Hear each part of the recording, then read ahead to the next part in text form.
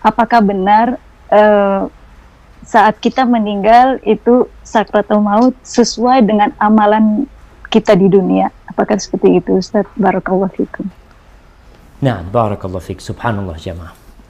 Iya. Kalau kita bertanya tentang apakah sakaratul maut itu sesuai dengan amalan hamba. Ketika dalam kehidupan dunia, kita tahu ada orang kaya, ada orang sukses, ada orang, Masya Allah, istrinya cantik, ini suaminya tampan, ini anak-anaknya tampan. Pembagian keberuntungan di dunia ini bukan berdasarkan amal, tapi berdasarkan ujian Allah Azza wa Jalla. Tapi proses menuju akhirat semuanya itu berdasarkan amal.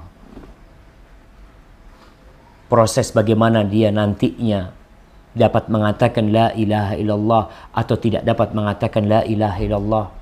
Proses bagaimana dia merasakan sakaratul maut. Tadi disebutkan bagaimana kondisi orang fajir, bagaimana orang jahat, bagaimana orang kafir dan bagaimana orang beriman ketika dicabut nyawanya. Begitu mudahnya seperti rambut yang dicabut dari tepung, selesai langsung keluar dia seperti, tapi tetap dia merasakan sakit. Jadi sakit yang dirasakan ketika sakaratul maut itu dapat menjadi penghapusan dosa, dapat menjadi pengangkat derajat, itu pun dapat menjadi nikmat.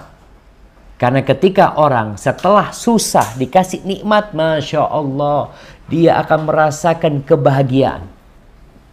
Antum lihat, kalau orang biasa seneng, biasa makan enak, terus dikasih makanan enak, biasa. Tapi kita sekarang ketika berpuasa, nggak makan. Tahu-tahu ketika berbuka dikasih makanan yang biasa-biasa, yang tidak terlalu enak. Mungkin hanya kurma dengan segelas air. Ya Allah, nikmatnya. Dan proses sakaratul maut mengantarkan kenikmatan ke sana. Jadi ketika dia merasakan sakit, itu akan menghapuskan dosa-dosa dia, akan mengangkat derajatnya.